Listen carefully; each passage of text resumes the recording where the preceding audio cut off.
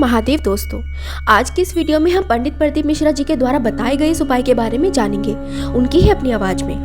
पति और पत्नी में अगर क्लेश है तो जगदम्बा के मंदिर में मक्खन चढ़ाओ, प्रेम बढ़ जाएगा। आपको लगता है कि पति कोई अन्य स्त्री से लगा हुआ है या परिवार टूट रहा है, तलाक तक पहुंच गया है, तो माता के मंदिर में आप ध्वजा लगवाइए, उस ध्वजा पर मक्खन लगाकर लगवाइए, आपको लाभ मिलेगा। महाराज, यदि आपको लगता है कि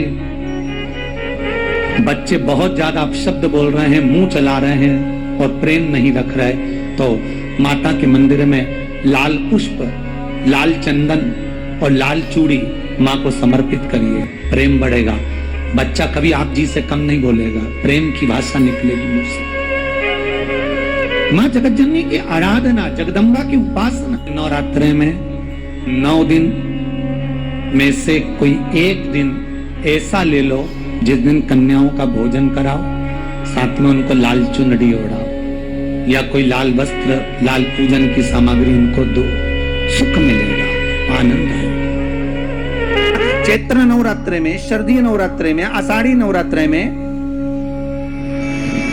आदिकादिक पौष नवरात्रे में हम शंकर की, हम जगतजननी जगदम्बा की जब स्थापना करते हैं, या हम नूतन घर का प्रवेश करते हैं, या गणेश जी की स्थापना करते हैं, या कोई दुकान को प्रवेश करते हैं, या कोई शुभ कार्य करने के लिए अग्रण्य होते हैं, तो हम कलश की स्थापना क्यों करते हैं? आज शिव महापुराण में शुरुआत में अपन शिव और पार्वती की यही संवाद को लेकर चलते हैं।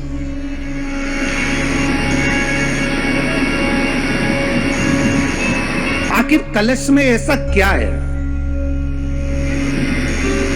कलश के अंदर आखिर ऐसा क्या विराजमान है कि 33 कोटि देवता उस कलश के अंदर आकर बैठ जाते हैं? महाराज,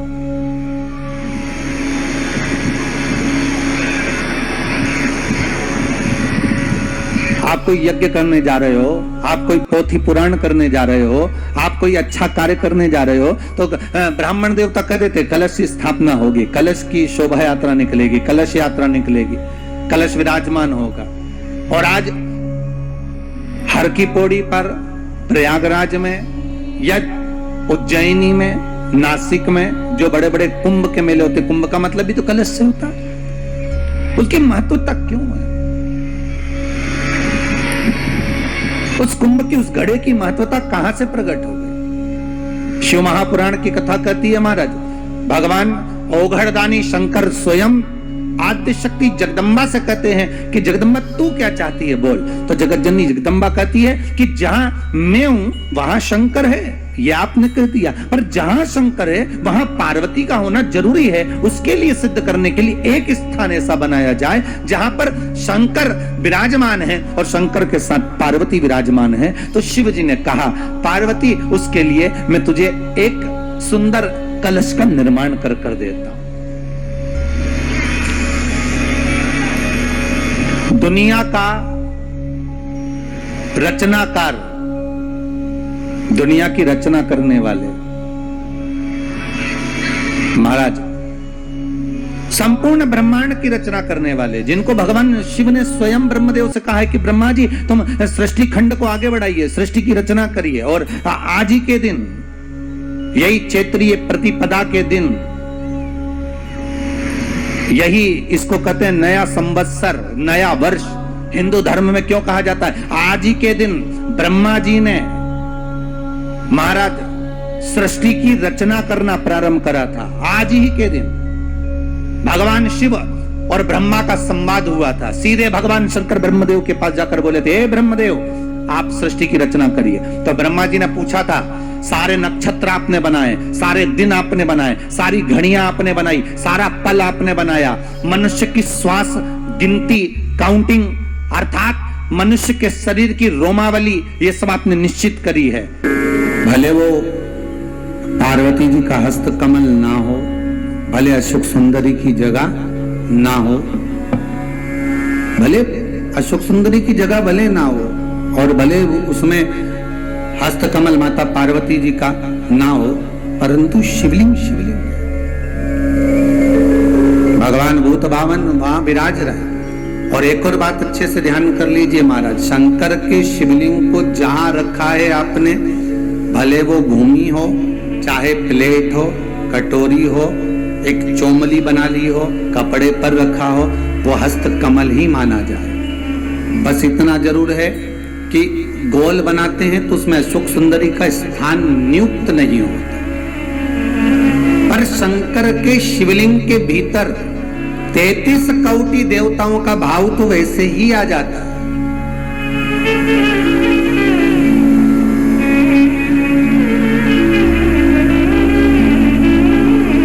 किसी ने एक प्रश्न किया, गुरुजी आप बताते हो कि कमर दुखे, हाथ पैर दुखे, पांव दुख रहे हो, कमर दुख रही हो, पीठ दुख रही हो, सिर दर्द हो रहा हो, तो शंकर जी के मंदिर में जाकर शंकर जी की शिवलिंग की बेलपत्र उठाकर शंकर जी के शिवलिंग को देखकर चबा चबा कर खाना है। तो हम ऐसे बेलपत्र खा लें तो घर पर ले जाकर शिवलिंग देखकर क्यों? तो शास्त्र कहता है कि उसके प्रतिबिंब से, उस शिवलिंग के स्वरूप से जो किरण निकलती है, उस किरण से ही तो हमें रोग मिटाना है।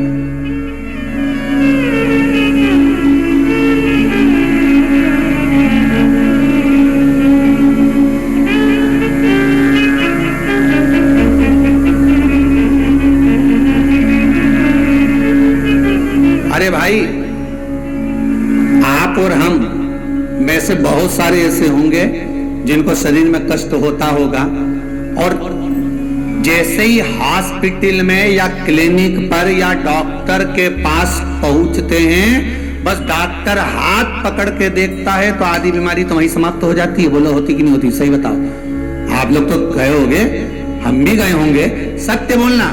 बस डॉक्टर ने हाथ पकड़ा, बीपी, हालांकि तुम्हें भी मालूम है बीपी कहीं नहीं है, फालतू की बात। और 25 बार तो शुगर चेक करा लेना, शुगर ना ऊंची जाए ना नीची जाए, क्योंकि तू भी शुगर से बढ़कर है।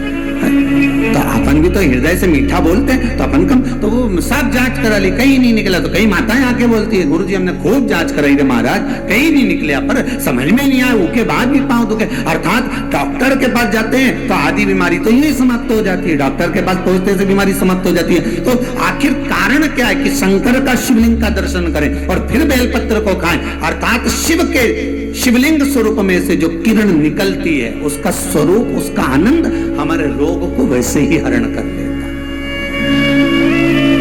हमारे रोग को वैसे ही समाप्त कर देता।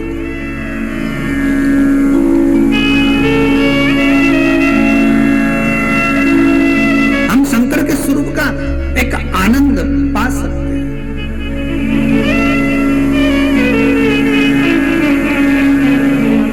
चलो जाने दो, एक और सरल भाषा से समझो। किसी मंदिर में, ये कभी तुमने किसी पुराण में लिखा कि राम जी के मंदिर में जाके एक लोटा पानी चढ़ाओ, कन्हैया जी के मंदिर में चढ़ाओ, माता जी के मंदिर में, भैरव जी के मंदिर में, हनुमान जी के मंदिर में, 33 कोटि देवता का कहीं नहीं लिखा कि एक लोटा पानी चढ़ाओ, पर पुराण में लिखा शंकर के मंदिर में जाओ तो एक लोटा पानी चढ़ाओ, शिवलिंग पर जल चढ़ाओ, गंगा जल चढ़ाओ, जल चढ़ाओ, पर चढ़ाओ जरूर। क्यों लिखा? कारण क्या था?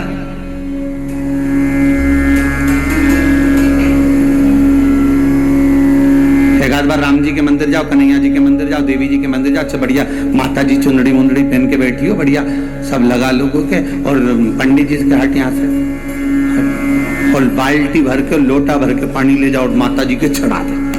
फिर देख, फिर पंडित के जो माता है उसके देख, अभी तो तूने माता जी के चढ़ाया था, अब माता जी तेरे पे चढ़ेगी, अब हम देख।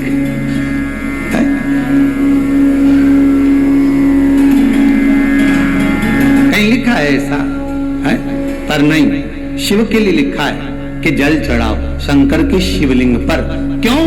उसका कारण है, जब हम जल चढ़ाने के लिए जाएंगे तो शंकर भगवान पर जब जल चढ़ेगा तो उस जल का स्पर्श हमारे हाथ से शिवलिंग का होगा तो उससे हमारा कल्याण अपने आप हो जाएगा, क्योंकि सारे आनंद चरण, सारे देवताओं का एक तेजपुंज उस शंकर के स्वरूप में विराजमान है। कहते हैं जब संपूर्ण सृष्टि खंड नष्ट करने का जब समय आता है, भगवान शंकर काय के देवता, संहार के देवता।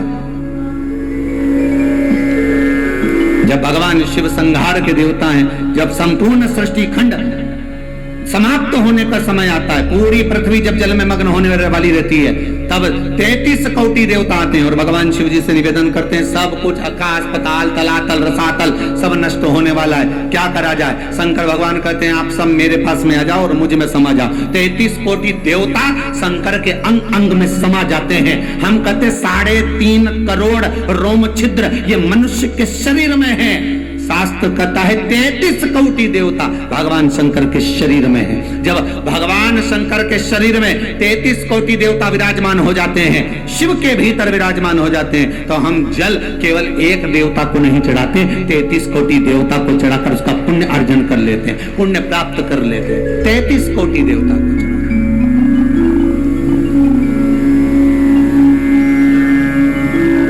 जैसे नीम के वृक्ष में 64 योगनियां होती हैं, देवियां होती हैं, इसलिए आज भी हमारे विधान है, आज भी विधान है कि किसी को बहुत तेज बुखार आ रहा है, बहुत तेज बुखार, महाराज 1 लोटा पानी लो, उसमें नीम की कड़वी नीम की डाल दो और डालने के बाद बच्चे पे से जिस पे बुखार आ रहा है उसको 7 बार उतारो और ले जाकर नीम के पेड़ में डाल दो और उस नीम की जो झाड़ है जो पानी के अंदर पड़ी थी उसका जल उस बुखार वाले व्यक्ति पे छींट दीजिए। 15 से 20 मिनट में बुखार नीचे समाप्त। देवियां अपना भाग ग्रहण कर लेते, देवियां भाग को प्राप्त, वो तो अब इन सारे वृक्षों की जो महत्वता है, चाहे नीम हो, बेलपत्र हो, शमी पत्र हो, महाराज रुद्राक्ष हो, इनकी जो महत्वताएं हैं लोगों ने अपनी महत्वता दिखाने के चक्कर में इन सबको छुपा दिया। वो तो ये शिव महापुराण को वेद व्यास जी ने लिखा, इसमें सारा वर्णन कर दिया कि कौन से वृक्ष से हम क्या क्या फल प्राप्त कर सकते हैं। एक स्कंद पुराण, शिव पुराण, लिंग पुराण और नर्मदा पुराण, ये पुराण शंकर से ऐसी जुड़ गई जिससे हम प्राप्त कर सकते, जिससे हम ग्रहण कर सकते।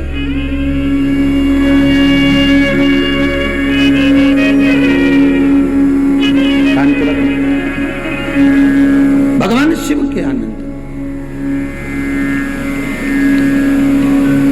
और जब भगवान शिव सुख प्रदान करे, आनंद देवे, शिव महापुराण की कथा कहती है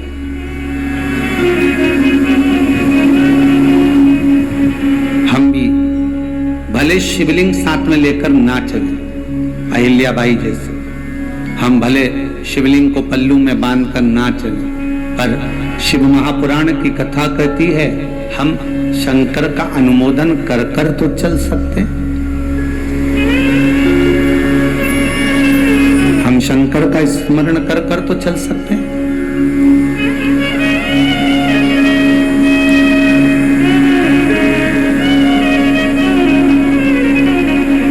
शिवरी नारायण में कथा कही थी, आपको याद होगा, एक कबूतर स्वर्ग जा रहा था। अगर किसी ने सुनी होगी शिवरी नारायण कथा तो ध्यान में होगा। एक कबूतर स्वर्ग जा रहा था, एक पक्षी रेगिस्तान में जिसके पंख पूरे जल चुके थे, पीने के लिए पानी नहीं मिल रहा था, कबूतर को देखा, कबूतर ने उसको पूछा क्या बात है। उसने पूछा कबूतर से तुम कहाँ जा रहे हो।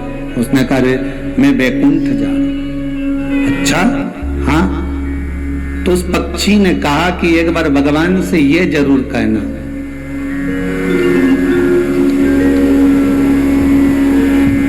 एक बार भगवान से ये निवेदन जरूर करना मेरी ओर से कि मैंने कौन सा पाप करा जो मुझे रेगिस्तान में पटका, पंख जल गए, पानी पीने को नहीं मिल रहा, अन्न खाने को नहीं मिल रहा, तिनका मात्र प्राप्त नहीं हो रहा। भगवान से मेरी ओर से कह तो सकते हो तुम इतना। कबूतर ने कहा ठीक है मैं जा रहा हूं, कहने में क्या जाता है, कह दूंगा।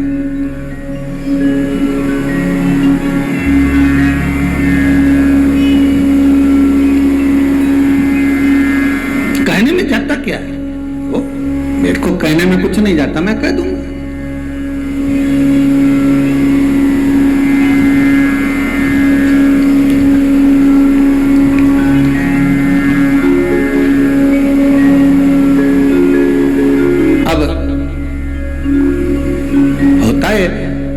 जो भाव प्रकट होता है भगवान उसको स्वीकार। एक बहुत भांग घोट कर पीने वाला व्यक्ति था, दिन रात रसे नशे में रहे, भांग का नशा 24 घंटा करे और दिन भर बम बम बोला बोले और गोला बोले निपटा ले, बोले बम बोला और ले गोला तो चले। अब खूब नशे में, परंतु उसका नियम था, रोज शंकर जी के मंदिर जाता था और शिव जी को प्रणाम करके और चला जाता था।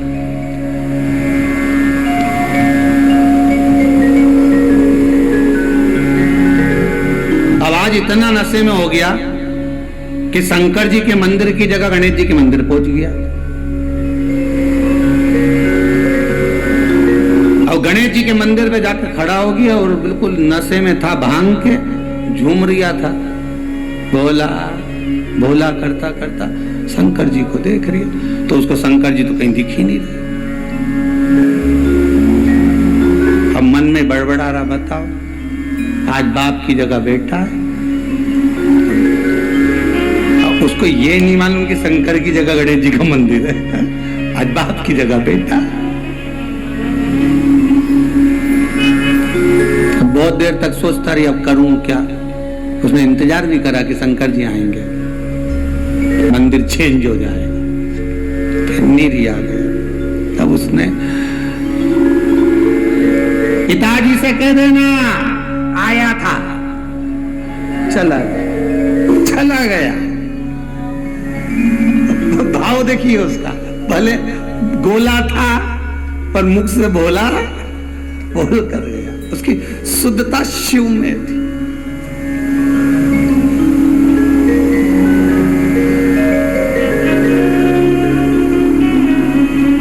हम कहते हैं हम नशा नहीं करना भी नहीं चाहिए, पर सत्संग का, शिव महापुराण का एक नशा हमारे जीवन में भी ऐसा होना चाहिए कि तुझ में रब दिखता है, यारा मैं क्या करूं, हर एक में शिव नजर आ जाए। वो नशा हमारी बुद्धि चित्त में हो। और है ऐसा नहीं कि नहीं है। कई लोग टीवी खोलते हैं तो यही देखते हैं कब शिव पुराण आ रही है, जरा देखो, जरा चैनल चेंज करो, कौन सी टीवी पे आ रहा है, अभी इस पे आ रहे थे, अब इस पे आ रहा है, अब देखो जरा कौन से का, तो चेंज कर करके देखते रहते, कितनी बजे कितनी पल। पड़ोसन को फोन लगाएंगे, कोई आया क्या सियोर वाला महाराज का कोई समाचार, देख दे जरा, है कोई अच्छी कोई क्लिपिंग आई है तो हमारे भेज देना। एक व्यक्ति 50 60 ग्रुप में भेजे, जरा देख तो जरा कोई अच्छी बात आई हो तो जरा भेज जरा। अब भगत शिव का तुम कह देना भगवान से कि मेरे को इतना दुख क्यों दे रहा है। तो पहुंच गया कबूतर ऊपर और धर्मराज के पास गया। धर्मराज ने पूछा क्या बात है कबूतर, तुम दुखी दिख रहे हो, तुम तो बैकुंठ जा रहे हो, तो तुम्हें तो प्रसन्न होना चाहिए। नहीं, दुख इस बात का है कि नीचे एक पक्षी मिला था मुझको, बेचारा बड़ा दुखी था, उसके पंख जल गए, उसके पास में खाने पीने का कुछ नहीं है, कुछ कृपा कर दो ना, आप मेरी तरफ से कृपा कर दो, मैं विनती कर रहा हूँ, कुछ तो कृपा करो। धर्मराज ने कहा बहुत पापी है वो, उसको भुगतना पड़ेगा, भोगना पड़ेगा। तो उसको कुछ नहीं मिलेगा, ऐसे ही रहेगा, बिल्कुल ऐसे ही रहेगा, कुछ खाने को नहीं मिलेगा, कुछ भी प्राप्त नहीं होगा।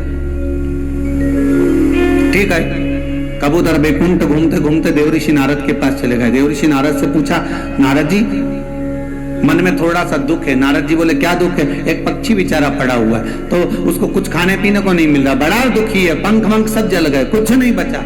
अब नारद जी बोले भैया जो कर्म में लिखा होगा वो तो भोगना ही पड़ेगा। एक काम हो सकता है, तो क्या शंकर भगवान के पास चले जाओ, वो ये भाग्य और कर्म कुछ नहीं देखते, वो तो दुखी देखे ने उन्हें दिया बस। उनको तो जिसने बोला बम बम बोला और उन्होंने दे दिया सोने का अंडा उठा के तुरंत। जब चोर को कुबेर बना सकते हैं तो तू तो जान। अब शंकर जी के पास पहुंच गया। भोलेनाथ जी बोले क्या? वो पक्षी बेचारा है ऐसा। शंकर भगवान बोले जो कर्म करा है तो भोगना तो पड़ेगा, पर सुन किसी से मत बोलना, उसको जाके किया क्या, बस इतना बोल दे कि जितना दुख मिल रहा है ना, हर दुख में एक ही बात के वारे प्रभु बड़ी कृपा करी, बड़ी कृपा करी, इतना जोरदार दिया, बड़ी कृपा करी, बस इतना कहना चालू करवा दो उससे, बाकी कुछ मत करना। अब भोलेनाथ तो भोलेनाथ ऐसे ही काम करवाते हो, जा बस इतना बोल दे, हर चीज में वो कृपा करना कि भगवान बड़ी कृपा करी प्रभु आपने, बस इतना बोल। ठीक है, बोल दिया। उस पक्षी ने पूछा, कबूतर तू वापिस आ गया, तूने मेरा बोला? हाँ, भगवान से बात करी थी, एक सबने मना कर दिया, पर शंकर जी बोले कि ऐसा बोल कि बड़ी कृपा करी। तो क्या काय की कृपा करी? मैं तो पंख चल कर कृपा करी, कृपा करी। तो बोलने में क्या जाए, बोलता रहे, बोलने में क्या जाए, बोल।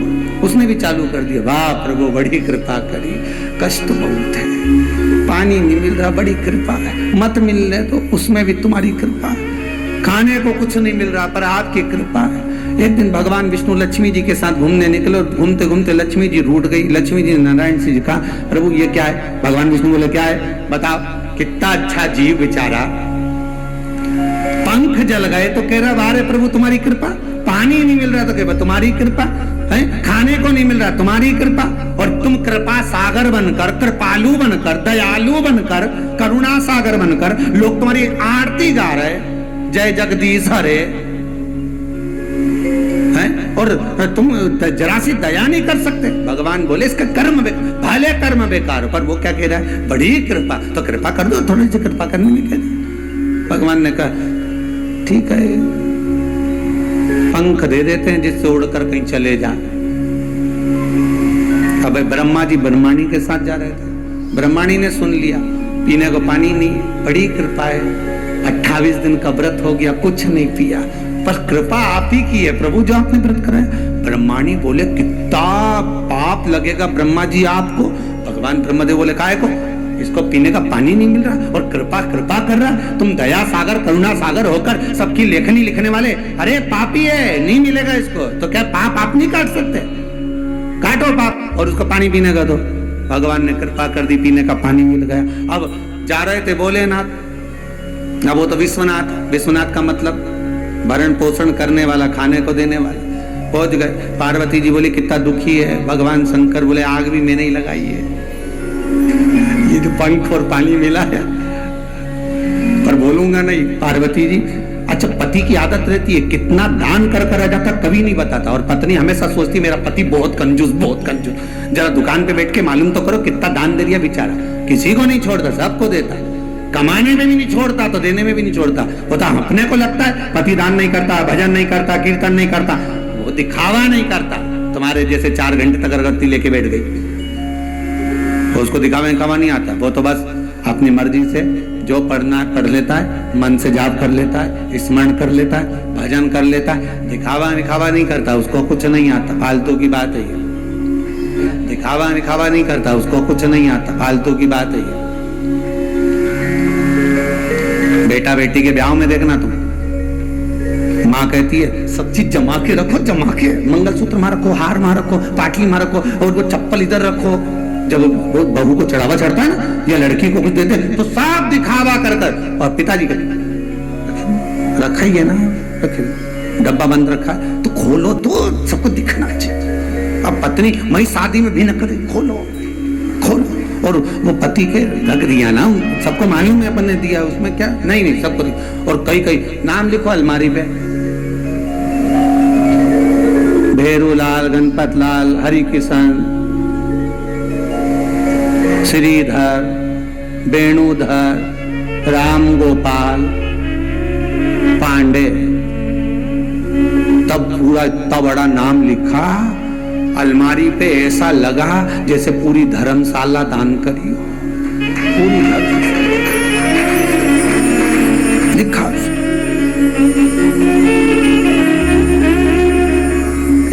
एक हमारे पास भी आए थे, कहे ये आश्रम में जो पंखे लगेंगे इस पे हम अपना नाम लिख के टंगवा दें। हमने कहा बेटा नाम लिख दिया तो तुम भी टंग जाओगे, इसलिए ध्यान रखो। और जैसा नाम घूमेगा वैसे घूमता रहेगा। ये शंकर है, ओ गर्दानी, भोलानाथ है, शंभो, ये तुम्हें खूब दे और तुम खूब दान करो, मना नहीं है, पर नाम जाने दो, वो होगा जो चल रहा है। ये पंखे पे कहीं लिखा है, एक पंखड़ी पे लीलाबाई, एक पंखड़ी पे कमलाबाई, एक पंखड़ी पे बिमलाबाई, और बीच में जो बचा भेरू किशन।